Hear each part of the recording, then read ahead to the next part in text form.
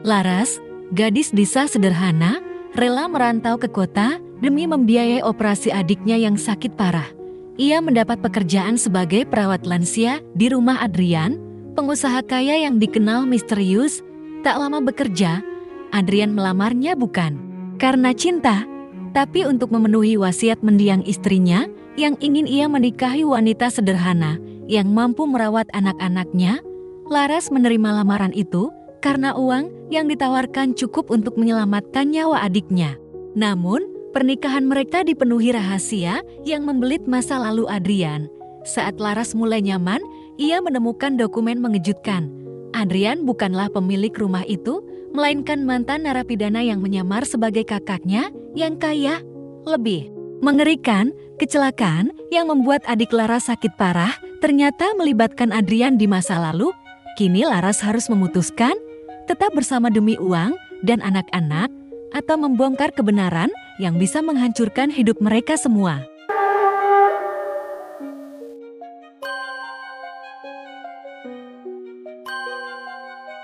Hujan baru saja reda ketika Laras berdiri di depan pintu rumahnya, menatap jalanan becek yang akan membawanya jauh dari desa.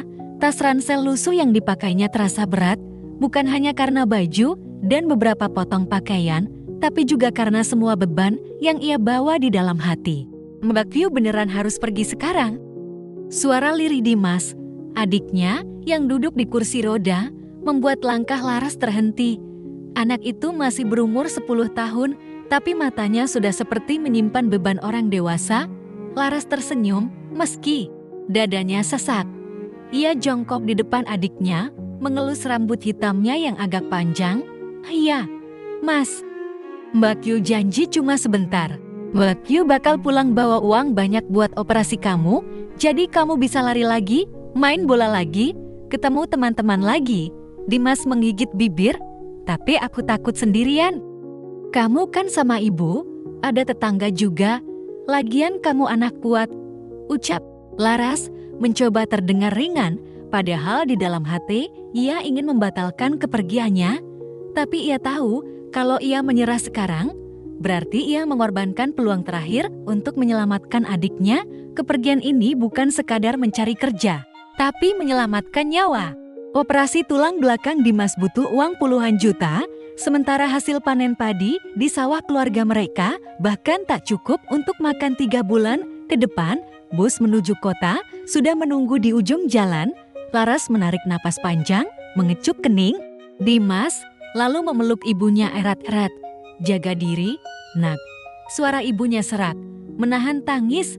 "Jangan gampang percaya sama orang kota."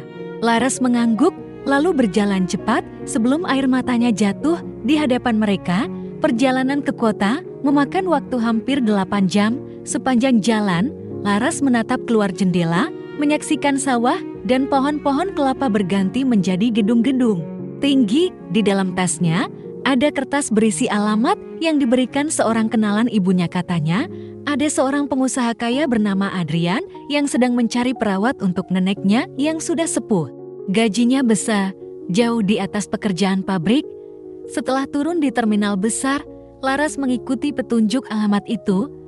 Matanya terbelalak saat melihat rumah yang dituju bukan rumah, tapi seperti istana.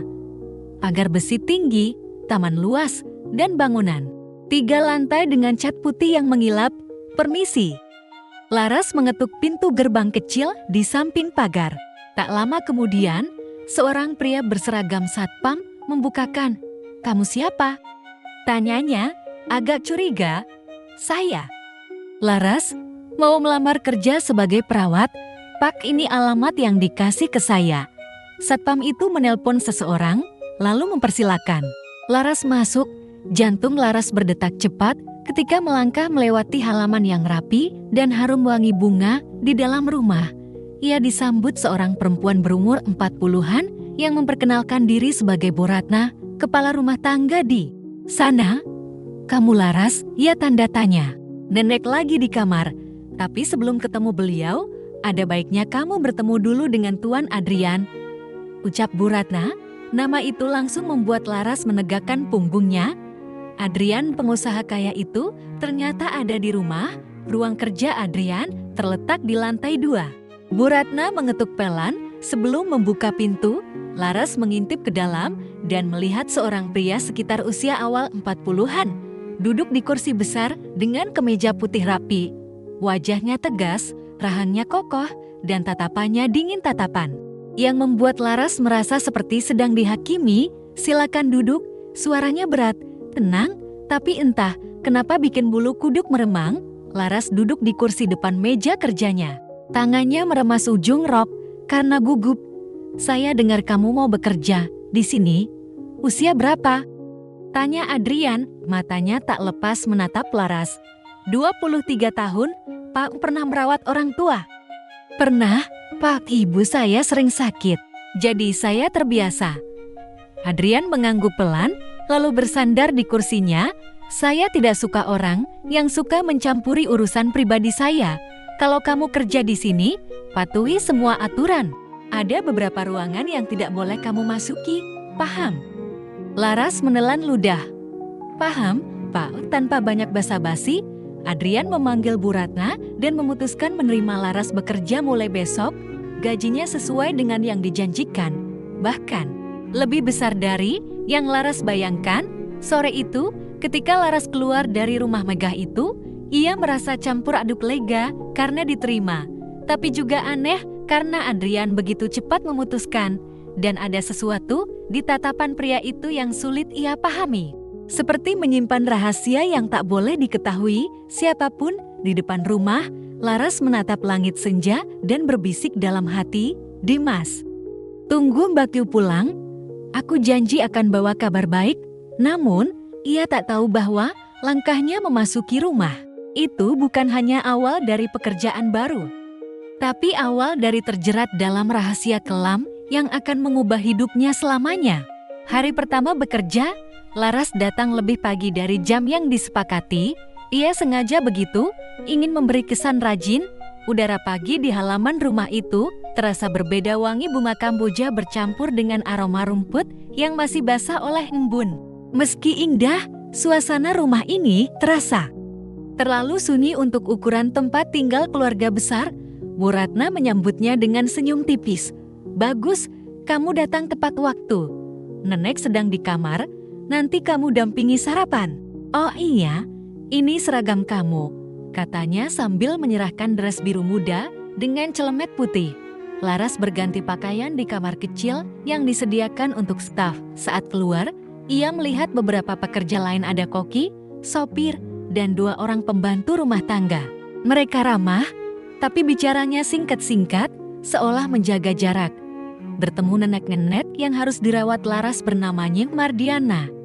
Perempuan itu sudah berusia lebih dari 80 tahun, tubuhnya ringkih, tapi matanya masih tajam. "Kamu yang baru itu?"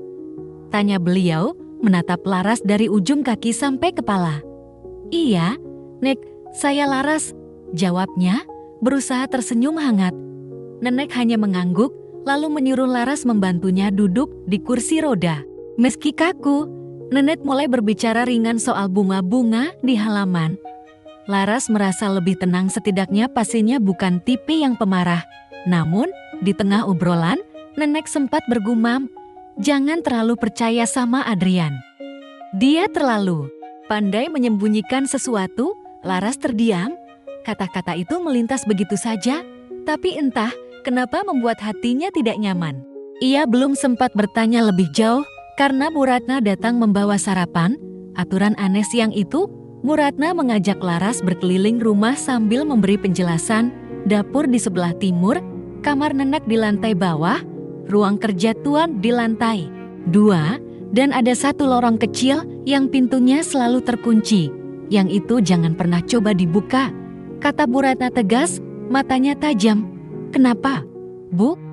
"Pokoknya jangan di rumah ini. Kalau mau aman, ikuti aturan."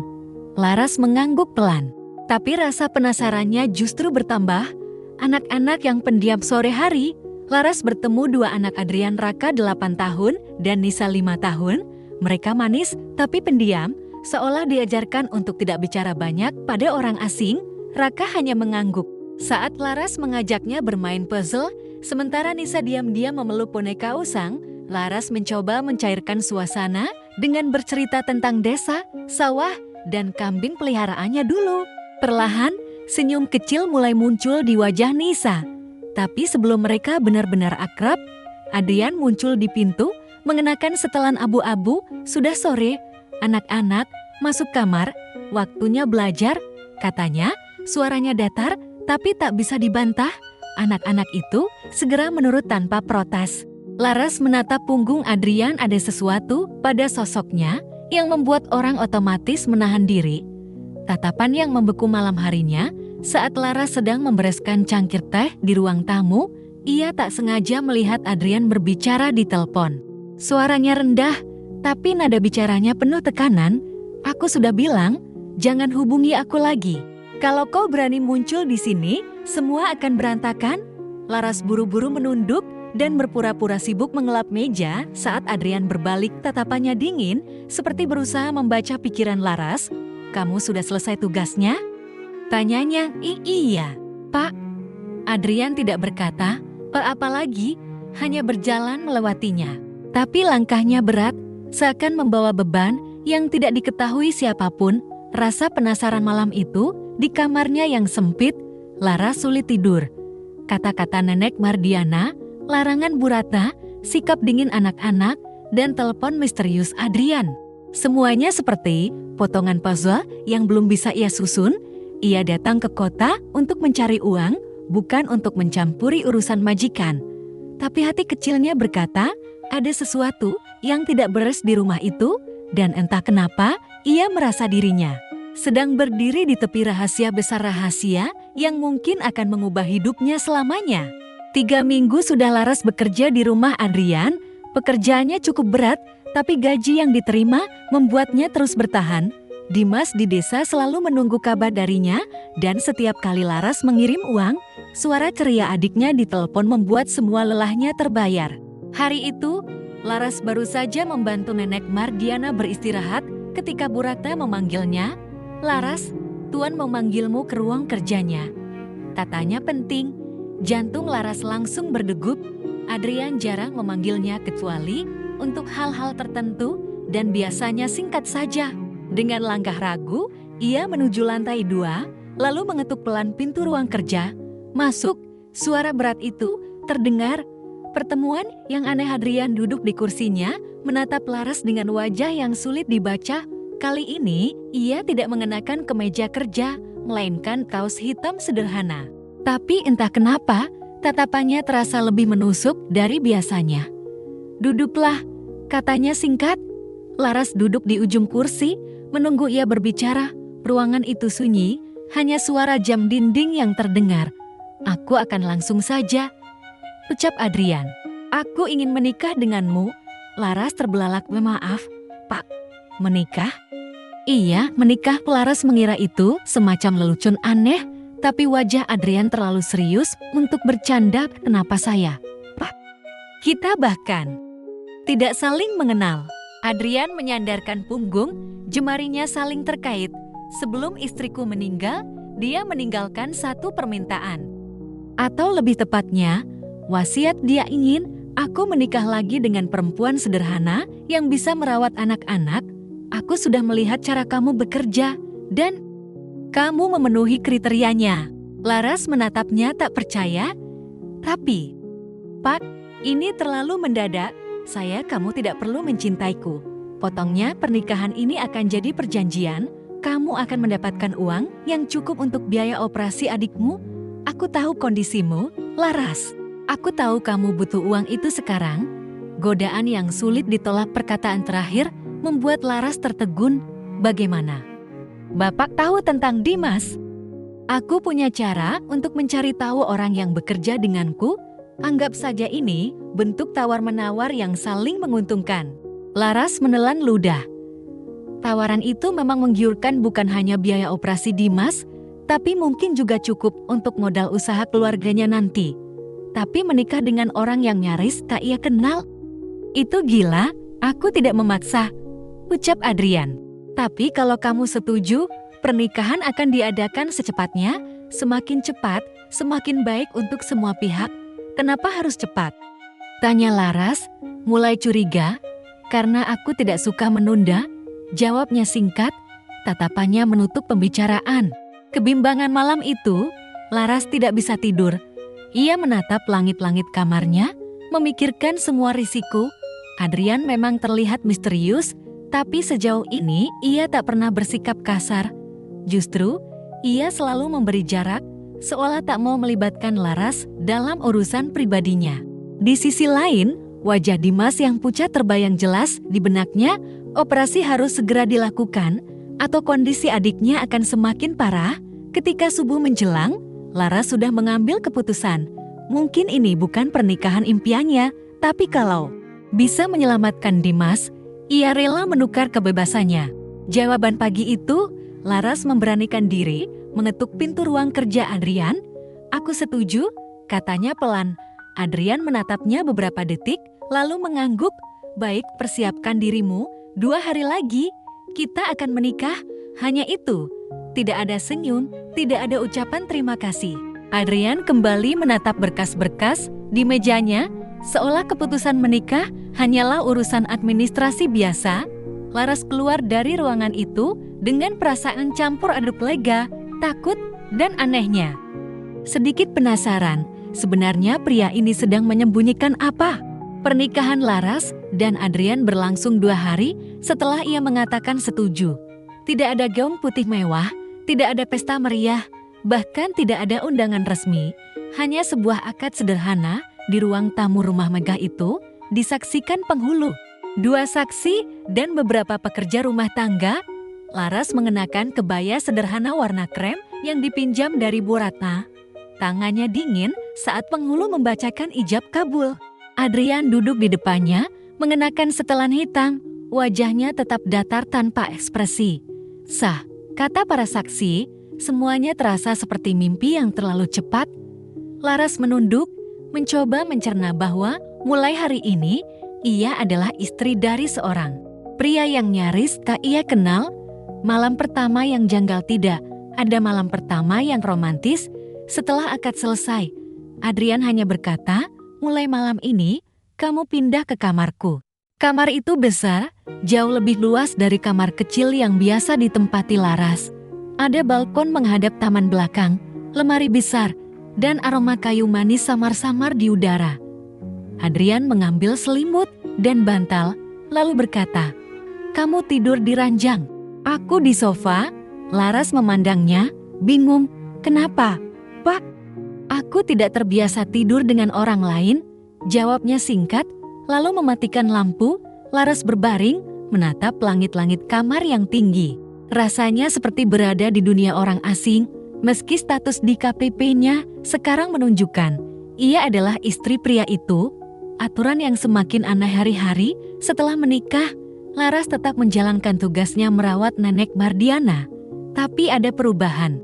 Beberapa staf rumah tangga menjadi lebih menjaga jarak, bahkan menunduk ketika berbicara dengannya, seolah status barunya membuat mereka canggung.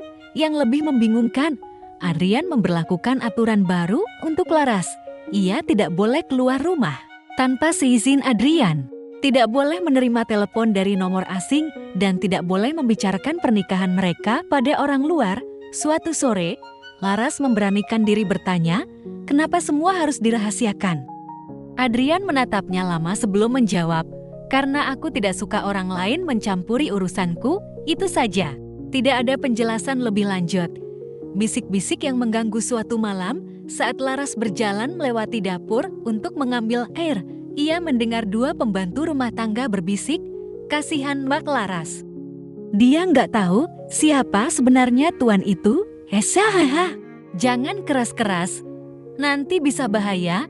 Laras berdiri terpaku di balik dinding, hatinya berdebar.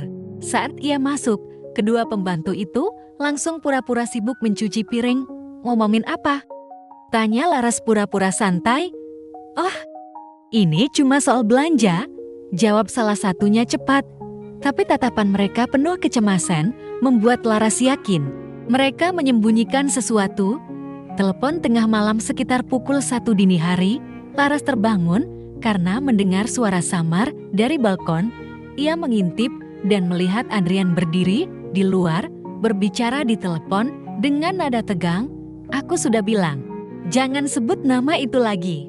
Kalau sampai terungkap, aku habis. Laras menahan napas, mendengarkan, tapi saat kakinya tak sengaja menyentuh pot bunga dan menimbulkan suara kecil, Adrian langsung menoleh. Tatapannya tajam, dan ia segera mematikan telepon. Kamu ngapain? Di sini, suaranya dingin. Aku cuma mau minum, jawab Laras gugup. Adrian tidak berkata apa-apa, hanya menatapnya lama sebelum masuk kembali ke kamar.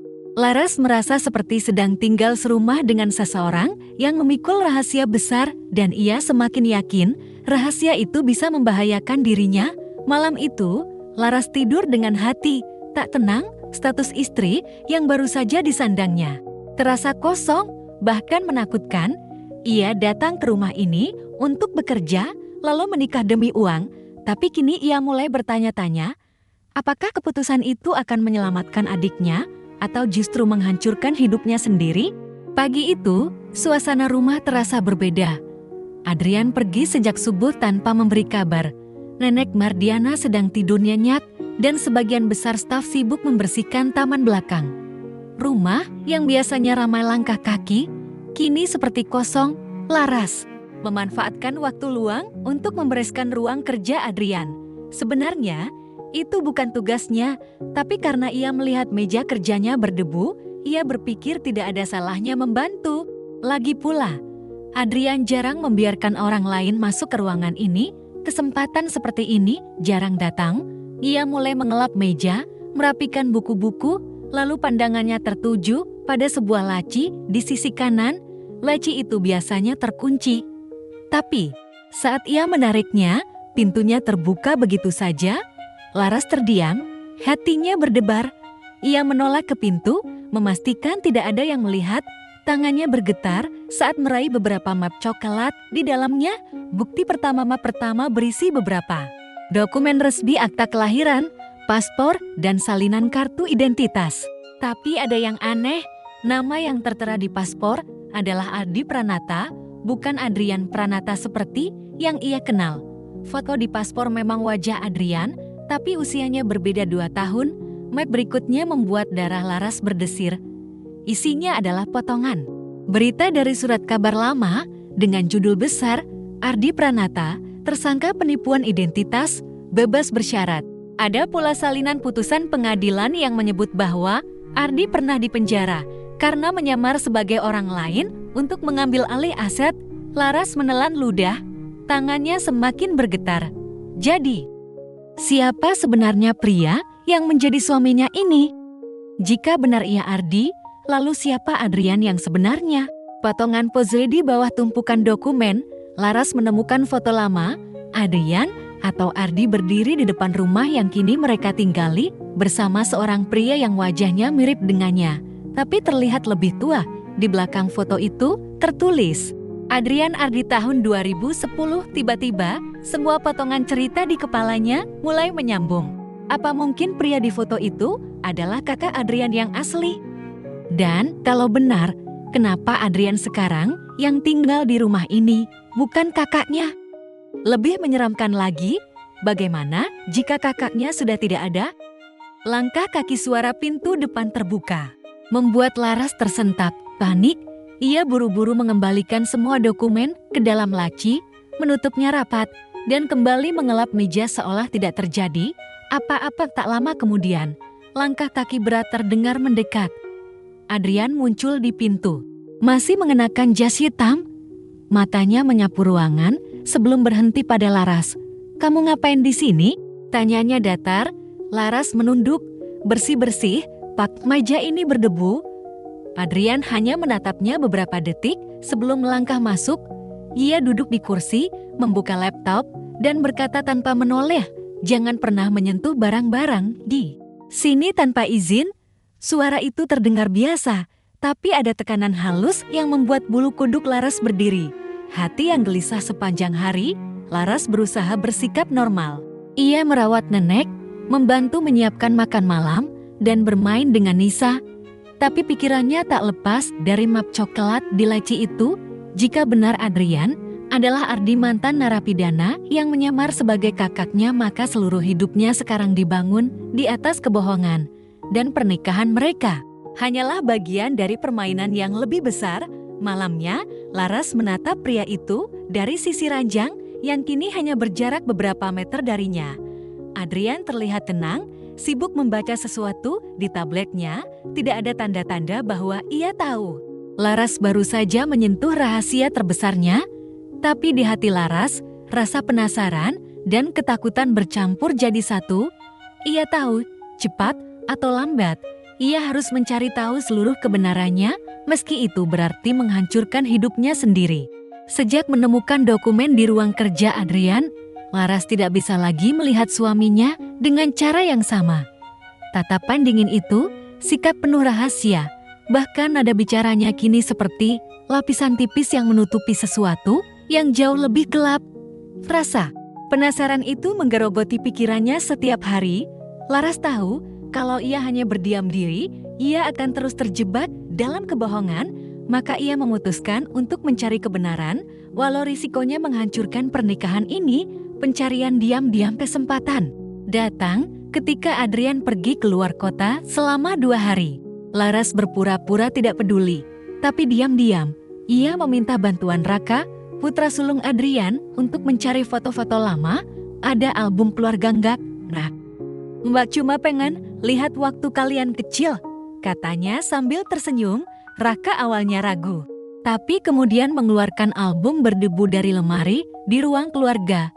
Saat membukanya, Laras menemukan beberapa foto Adrian bersama pria miripnya yang ia yakini adalah Adrian asli, juga foto mobil mewah berwarna hitam. Foto mobil itu membuat Laras merinding. Ia pernah melihat mobil yang sama di berita kecelakaan yang menimpa Dimas beberapa tahun lalu. Potongan berita dengan tangan gemetar, Laras mencari di ponselnya kata kunci kecelakaan mobil hitam tahun 2019. Hatinya mencelos ketika menemukan artikel yang menampilkan foto mobil ringsek persis seperti di album. Judulnya, "Kecelakaan di Jalan Raya. 1 korban luka parah, pelaku kabur." Korban luka parah itu adalah Dimas. Laras masih ingat jelas malam itu, ia menerima telepon panik dari tetangga yang mengatakan Dimas tertabrak saat bersepeda pulang dari warung. Pelaku tak pernah ditemukan, dan di artikel itu tertulis nama tersangka yang lolos dari kejaran polisi, Adi Pranata. Konfrontasi Adrian pulang malam itu lebih cepat dari jadwal. Laras sudah menunggunya di ruang tamu, menggenggam ponselnya erat-erat. "Kita perlu bicara," katanya, suaranya bergetar. Adrian melepas jasnya dengan tenang. "Tentang apa?" "Dimas, kecelakaan itu. Kamu ada di sana, kan?" Laras menatapnya tajam. "Kamu pelakunya?" Adrian berhenti, lalu menatapnya lama tanpa mencoba menyangkal. "Kamu sudah tahu?" Yang air mata Laras menggenang. "Jadi semua ini pernikahan kita. Tawaran uang bukan karena kamu ingin memenuhi wasiat istrimu, tapi karena kamu ingin menebus rasa bersalah." Adrian menarik napas panjang. "Aku tidak bermaksud menabraknya. Itu kecelakaan, aku panik, aku kabur. Dan sejak hari itu, aku hidup dengan rasa bersalah. Ketika tahu kamu merawat nenek di rumah ini, aku tahu ini kesempatanku untuk memperbaiki semuanya." Laras menggeleng. "Memperbaiki? Dengan menikahiku tanpa cinta? Dengan menyembunyikan siapa dirimu sebenarnya?" Pernikahan di ujung tali. Adrian mendekat, wajahnya penuh penyesalan.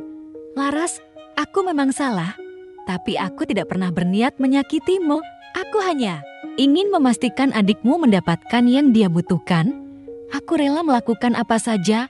Laras mundur selangkah, "termasuk berbohong padaku setiap hari." Keheningan panjang menyelimuti ruangan. Suara hujan di luar terdengar jelas, seolah ikut menekan dada Laras. Ia merasa terjebak antara amarah dan rasa iba, antara keinginan untuk pergi dan beban moral yang membuatnya ingin tetap tinggal demi Dimas. Akhirnya, Laras berkata lirih, "Aku butuh waktu. Jangan harap aku bisa melihatmu sama seperti dulu." Adrian hanya mengangguk pelan. "Ambil waktu yang kamu butuhkan. Aku tidak akan memaksa." Malam itu, Laras duduk di kamarnya sendirian, Memandangi foto Dimas di ponselnya, ia sadar hidupnya kini terikat pada pria yang pernah menghancurkan keluarganya dan ironisnya juga pria yang memegang kunci untuk menyelamatkan adiknya. Pilihan yang akan ia ambil setelah ini akan menentukan segalanya. Sejak malam konfrontasi itu, rumah terasa seperti dua dunia yang berbeda. Adrian tetap menjalankan rutinitasnya, bangun pagi, sarapan, bekerja, tapi ia tidak lagi mencoba memulai percakapan panjang dengan Laras. Semua terasa kaku, seolah ada dinding tak terlihat di antara mereka. Laras menghindari menatap mata Adrian terlalu lama. Setiap kali ia melihat lelaki itu, bayangan Dimas tergeletak di jalan dengan darah mengalir kembali muncul di kepalanya. Namun, bersamaan dengan itu, muncul juga kenangan lain Adrian yang dengan sabar mengantar Dimas ke rumah sakit saat adiknya demam. Adrian yang membayar biaya operasi tanpa diminta, rasa benci yang retak suatu sore. Laras duduk di teras sambil memandangi hujan. Ia memikirkan semua yang telah terjadi, mencoba menimbang di kepalanya, mana yang lebih besar, rasa bencinya pada Adrian atau rasa terima kasihnya. Pintu teras terbuka pelan. Adrian berdiri di sana, memegang 2 cangkir teh panas. "Kamu pasti kedinginan?" katanya pelan, meletakkan 1 cangkir di meja. Laras tidak menjawab, tapi ia tidak menolak saat Adrian duduk di kursi sebelahnya. Keheningan di antara mereka tidak lagi setajam pisau, tapi tetap terasa berat. "Aku tahu kamu mungkin tidak akan pernah memaafkanku," Adrian berkata lirih. "Tapi aku ingin kamu tahu, aku benar-benar menyesal. Setiap malam, aku dihantui wajah adikmu. Itu sebabnya aku gak pernah bisa kabur dari tanggung jawab ini." Laras menunduk, menggenggam cangkir erat-erat. "Kalau kamu benar-benar menyesal, kenapa kamu gak menyerahkan diri waktu itu?" Adrian menghela napas panjang. "Aku pengecut, aku takut kehilangan segalanya. Tapi sekarang, kehilangan kepercayaanmu jauh lebih menyakitkan." Godaan untuk memaafkan malam itu, Laras tidak bisa tidur. Kata-kata Adrian terus bergema di kepalanya. Ia tahu, memaafkan bukan berarti melupakan. Tapi, apakah hatinya siap untuk terus hidup dengan dendam? Teleponnya berbunyi. Pesan dari rumah sakit, kondisi Dimas stabil, tapi butuh terapi rutin dalam 3 bulan ke depan. Laras menutup mata. Ia sadar, tanpa bantuan Adrian, biaya itu mustahil ia tanggung sendiri. Hatinya terasa terhimpit antara harga diri yang ingin ia pertahankan dan masa depan Dimas yang harus ia jaga. Ujian di meja makan keesokan harinya. Saat makan malam, Adrian berkata pelan, "Aku sudah mendaftarkan Dimas ke pusat terapi terbaik. Minggu depan dia bisa mulai." Laras menatapnya lama. "Kenapa kamu masih peduli setelah aku tahu semuanya?" "Karena rasa bersalahku tidak akan pernah hilang, Laras. Dan karena aku peduli padamu lebih dari yang kamu kira." Kata-kata itu membuat dada Laras bergetar aneh. Ia ingin marah, tapi juga ingin percaya. Ingin lari, tapi juga ingin tetap di sini. Di persimpangan malamnya, Laras berdiri di depan cermin, menatap bayangannya sendiri. Ia tahu bahwa apapun keputusannya nanti akan mengubah hidupnya. Jika ia memilih pergi, ia bisa melepaskan masa lalu, tapi juga meninggalkan Adrian yang kini berusaha memperbaiki segalanya. Jika ia memilih bertahan, ia harus belajar menerima kenyataan pahit dan mungkin memberi kesempatan pada cinta yang mulai tumbuh di tengah kebencian. Satu hal yang pasti, ia tidak lagi memandang Adrian hanya sebagai pelaku kecelakaan yang menghancurkan keluarganya. Ia mulai melihatnya sebagai manusia dengan segala kesalahan, ketakutan, dan penyesalan. Laras memejamkan mata. Ia belum memutuskan, tapi hatinya mulai condong ke satu arah. Hujan baru saja reda. Udara sore itu terasa lembab, mengisahkan aroma tanah basah yang menenangkan. Laras berdiri di depan jendela kamarnya, memandangi halaman yang mulai diterpa cahaya jingga. Hari ini, ia sudah memutuskan dan tidak ada jalan kembali.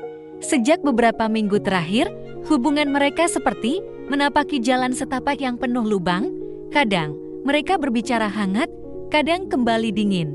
Tapi satu hal yang tak berubah adalah perhatian Adrian pada Dimas. Laki-laki itu tidak hanya membiayai semua kebutuhan adiknya, tapi juga ikut mengantar terapi, bahkan menunggu berjam-jam di rumah sakit sambil membawa bekal makanan.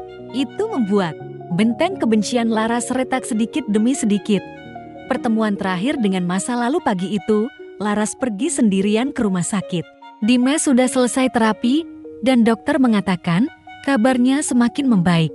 Tapi yang membuat Laras tercekat adalah saat dokter berkata, anak ini punya semangat besar, mungkin karena dukungan keluarganya. Saya lihat yang mengantarnya itu suami ibu, ya. Dia bahkan belajar teknik terapi supaya bisa membantu di rumah. Laras hanya mengangguk, tapi hatinya seperti diremas. Adrian tidak pernah bercerita soal itu. Dalam perjalanan pulang, ia melewati jalan kecil tempat kecelakaan Dimas dulu terjadi. Laras berhenti, menatap aspal yang kini sudah mulus. Ia membayangkan ulang semua kejadian, lalu mengingat wajah Adrian. Saat mengaku, rasa marah itu masih ada, tapi kini tertutup oleh sesuatu yang lebih besar, rasa iba dan pengertian. Pengakuan di ruang tamu sore harinya, Adrian sedang duduk di ruang tamu, memeriksa beberapa dokumen. Laras berdiri di depannya, menggenggam sesuatu di tangannya, amplop berisi uang dan surat perjanjian kerja yang dulu ia tanda tangani. Aku mau bicara, kata Laras, suaranya tenang tapi mantap. Adrian menatapnya, menunggu. Aku sudah tahu semua alasanmu menikahiku. Aku juga tahu masa lalu itu gak akan hilang. Tapi aku gak mau terus hidup di bawah bayang-bayang dendam. Aku memutuskan untuk tetap di sini. Bukan karena uang, tapi karena aku ingin percaya bahwa manusia bisa berubah. Adrian menatapnya lama, seolah memastikan ia tidak salah dengar. Kamu yakin? Laras mengangguk. Tapi ada satu syarat. Kita mulai dari awal, bukan sebagai korban dan pelaku, bukan sebagai orang yang saling hutang, tapi sebagai suami istri yang benar-benar ingin membangun rumah tangga. Air mata yang jatuh Adrian terdiam lama sebelum akhirnya bangkit, berjalan mendekat, dan memeluk Laras erat-erat. Laras bisa merasakan tubuhnya bergetar. Aku janji, mulai hari ini semua akan berbeda. Aku akan buktikan padamu. Laras, bisik Adrian di telinganya. Air mata Laras jatuh, tapi kali ini bukan karena sedih. Ada perasaan lega, seperti beban bertahun-tahun yang akhirnya ia letakkan. Epilog kecil beberapa bulan kemudian, Dimas sudah bisa berjalan normal, bercanda dengan anak-anaknya, membantu pekerjaan rumah, bahkan menanam bunga di taman belakang. Kadang, masa lalu itu masih datang seperti bayangan. Tapi Laras belajar bahwa masa lalu hanyalah guru, bukan penjara. Dan di sampingnya, Adrian juga belajar bahwa penyesalan yang tulus bisa menjadi awal dari kehidupan baru. Hari itu, saat matahari terbenam, Laras memandang suaminya dan tersenyum. Ia tidak tahu masa depan akan seperti apa, tapi satu hal yang pasti, ia telah memilih dan ia siap menjalaninya.